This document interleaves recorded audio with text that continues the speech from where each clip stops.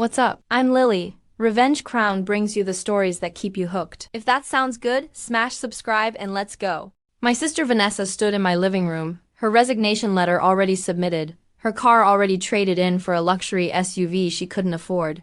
Her credit cards already maxed on a pre-sabbatical shopping spree. She'd made her decision without consulting me, then showed up to inform me of my new obligations. I've been working since I was 22, she said, examining my bookshelves like she was evaluating inventory. I deserve a break. You're the financially stable one. It only makes sense. Mom sat on my couch, nodding along. You've always been so responsible with money, Jessica. And Vanessa needs this time to discover her passion. She can't do that while working 60 hours a week. She works 32 hours a week at a boutique, I said mildly. Same thing, Vanessa dismissed. The point is, I'm burned out. I need at least 6 months to reset, maybe a year. I've already told my landlord I'm breaking my lease. I'll move in with Mom. And you can cover her mortgage since I won't be contributing anymore. I took a sip of my tea. I see. Don't be like that, Mom said quickly. You know how much Vanessa has struggled. She's sensitive. Not everyone can be a robot like you, Jessica. Working that finance job without a soul. I was a senior financial analyst at a major investment firm. I'd worked my way up from an entry-level position over 12 years, building a career while living below my means and investing aggressively. I owned my condo outright. My investment portfolio was worth $1.3 million. I'd planned every financial move since I was 23. And for the past 7 years, I'd been my family's ATM. So it's settled, Vanessa said, not asking. I'll need about $3,000 a month. That should cover my car payment, insurance, phone, and spending money. You'll handle Mom's mortgage. That's $2,400 plus her utilities and groceries. Maybe $6,000 total per month? That's nothing for you. $72,000 a year, I said quietly. See? Pocket change. Vanessa beamed. I'm so lucky to have a sister who understands me. I set down my teacup. Of course. Family helps family. Vanessa looked relieved. Mom smiled. Neither of them noticed that I hadn't actually agreed. After they left, I sat in my home office and opened my laptop. Then I made a phone call. Dennis, it's Jessica Chun. I need to implement the plan we discussed. Dennis Carver was my private banker. A man who managed portfolios for high-net-worth individuals and understood discretion. We'd been working together for 3 years, and 6 months ago, ID asked him a hypothetical question. What would happen if my family tried to access accounts they believed they had rights to, but legally didn't? His answer had been illuminating. The fail-safe plan? Dennis asked. You're sure? I'm sure. Activate everything.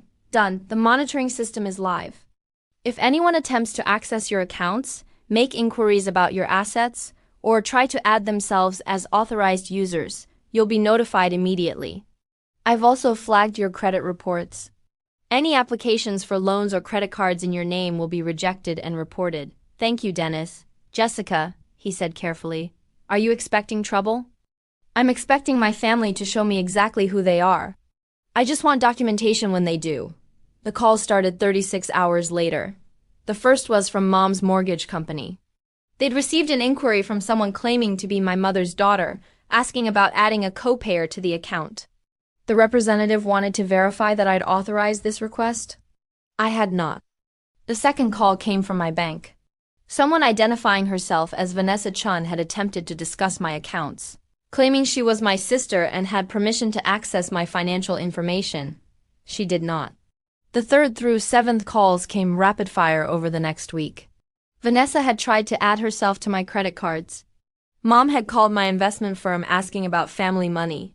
Vanessa had contacted my employer, SHR department, claiming she was my emergency contact and needed information about my salary and benefits. Every attempt was denied. Every attempt was documented. Every attempt was logged with timestamps, recorded conversations, and written reports. By week 2, I'd received 23 alerts. Dennis called me personally. Jessica, your sister tried to impersonate you at our downtown branch. She had a fake ID with your name and her photo. Security detained her until police arrived. I closed my eyes. Is she being charged? The branch manager is discussing options with corporate. Identity fraud is serious, but because she's family, they're hesitant to press charges without your input. Tell them I'll be there in an hour. At the bank, I reviewed security footage of Vanessa confidently walking up to a teller, presenting the fake ID, and requesting access to her investment accounts. She'd claimed she needed to withdraw $50,000 for a family emergency.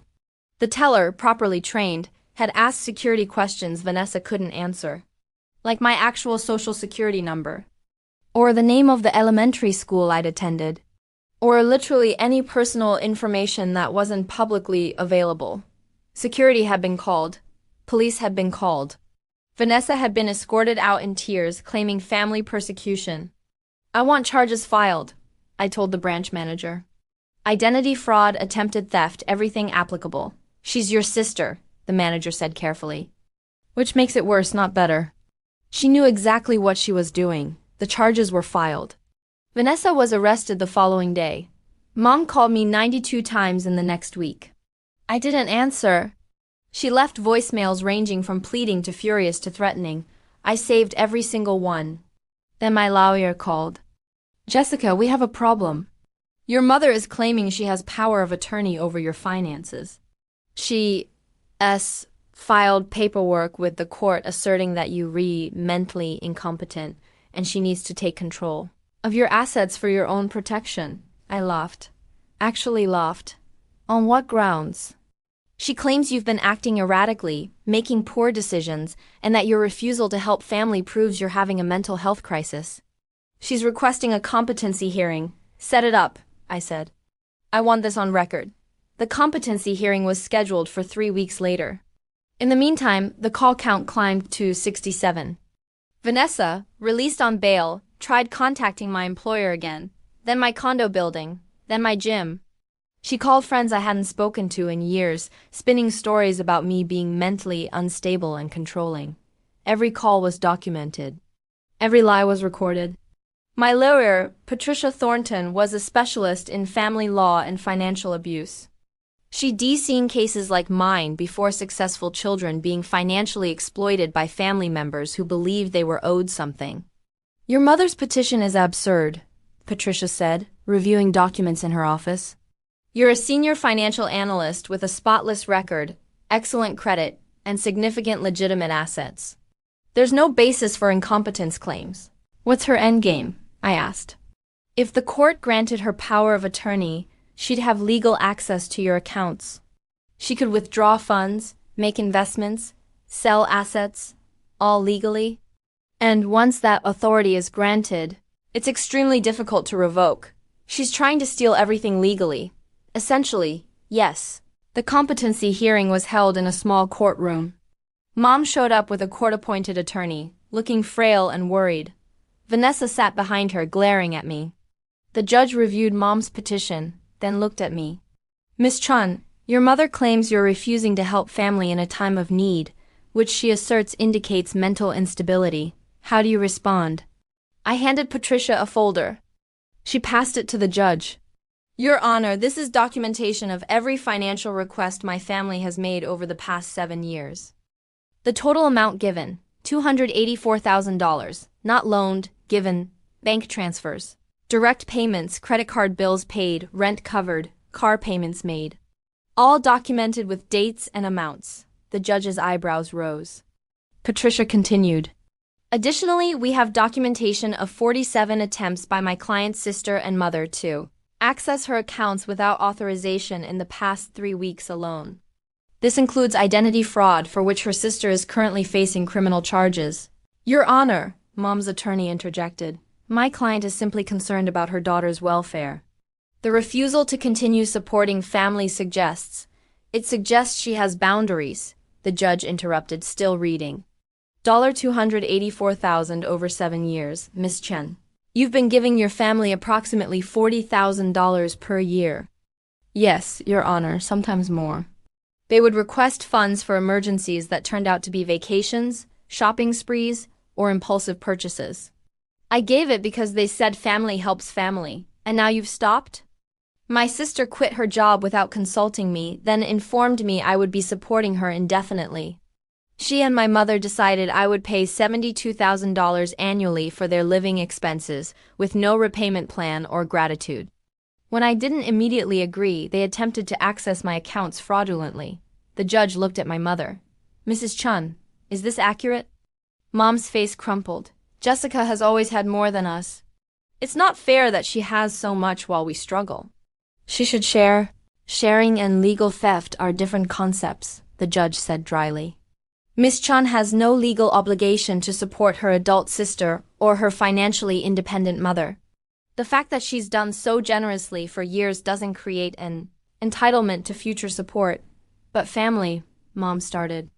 Family doesn't commit identity fraud, the judge said sharply. Petition for power of attorney denied. Furthermore, I'm issuing a restraining order. Mrs. Chun, Miss Vanessa Chun, you are forbidden from contacting Jessica Chun directly, attempting to access her financial accounts, or harassing her in any manner. Violation will result in contempt charges and possible jail time. This hearing is concluded. Mom burst into tears. Vanessa jumped up, shouting about betrayal and abandonment. Security escorted them out. Patricia smiled. That went well. The criminal case against Vanessa proceeded quickly.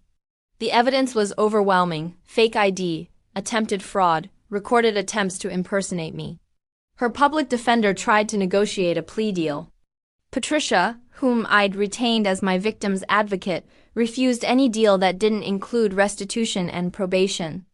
Your sister caused measurable financial harm, Patricia explained. You've paid for credit monitoring, legal fees, bank security reviews, and therapy to address the family trauma. That's quantifiable damage. The prosecutor agreed. Vanessa pled guilty to identity fraud and attempted theft.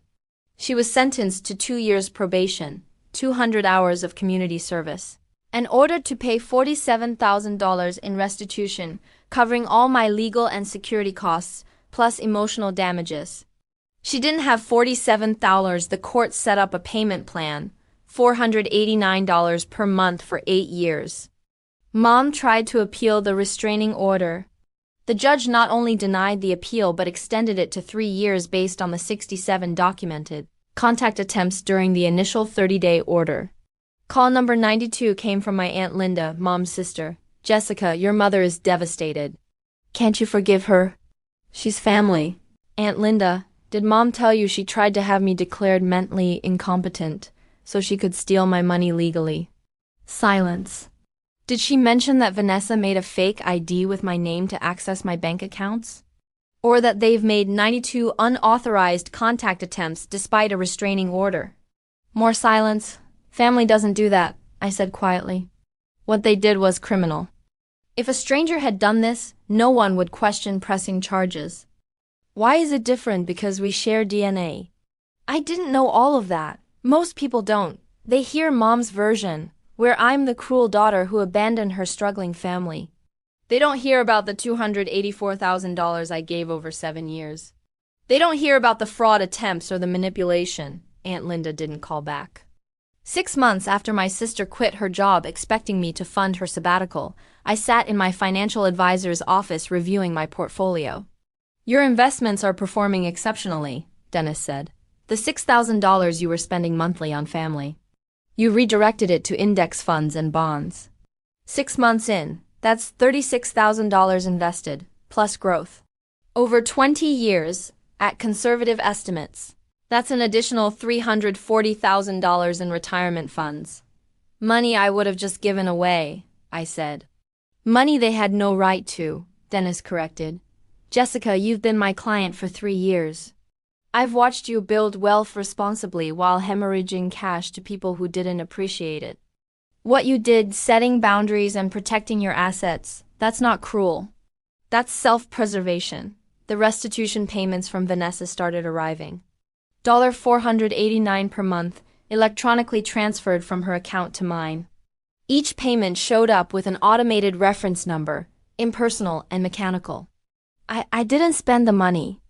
I donated it to a nonprofit helping people escape financially abusive family situations.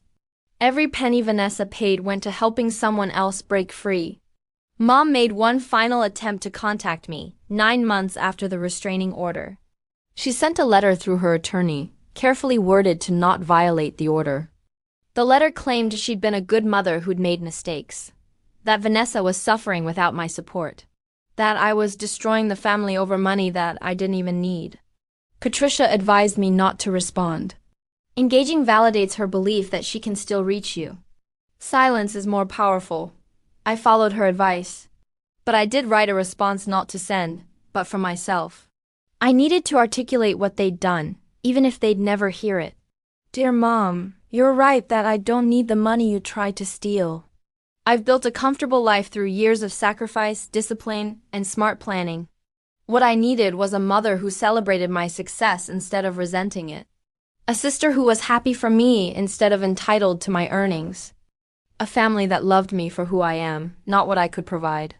You taught me that family helps family, but you defined help as one-way extraction.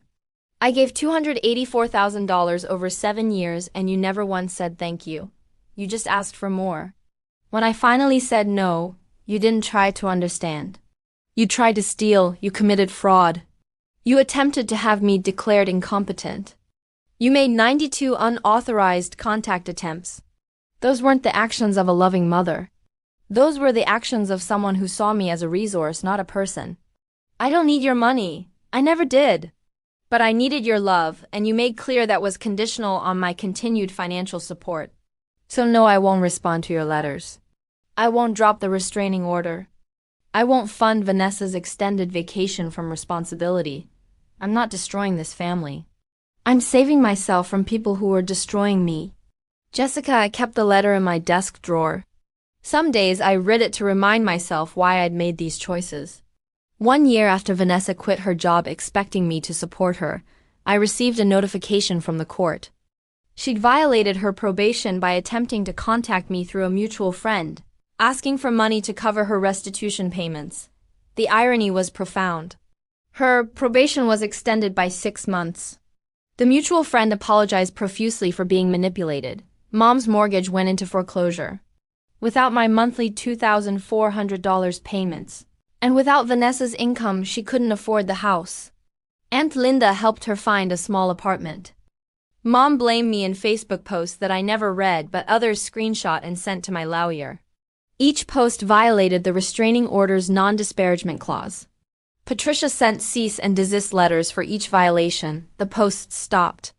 Vanessa got a job at a call center. The pay was barely above minimum wage. Her luxury SUV was repossessed. She moved into a studio apartment with a roommate. I felt no satisfaction in their struggles. But I felt no guilt either. They'd made their choices. They'd quit a job without a backup plan, expecting someone else to fund their lifestyle. They'd tried to steal when handouts stopped. They'd committed fraud when theft failed. Every consequence they faced was self-inflicted. I used my reclaimed $6,000 monthly budget to transform my life. I took the vacation to Japan I'd been postponing. I hired a personal trainer. I started therapy to unpack years of being my family's ATM. My therapist, Dr. Morrison, specialized in family financial abuse. What you experienced is more common than people realize, she said in one session.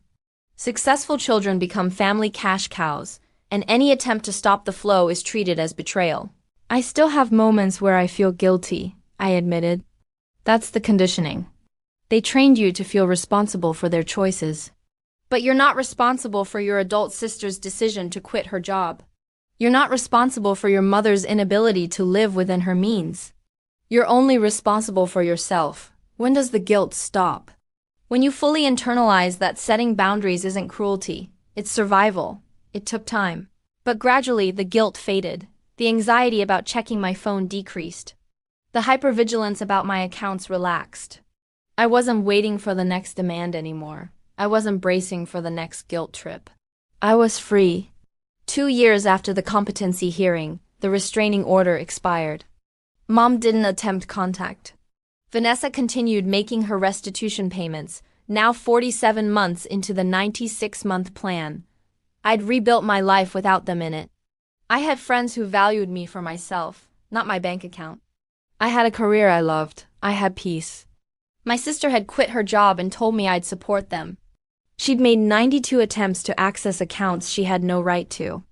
She'd committed fraud believing family loyalty meant I'd never press charges. She'd learned otherwise. And I'd learned the most important lesson. Family doesn't mean letting people destroy you financially, emotionally, or legally. Sometimes, the most loving thing you can do is walk away and let people face the consequences of their own choices. I did exactly that. And I'd never been happier.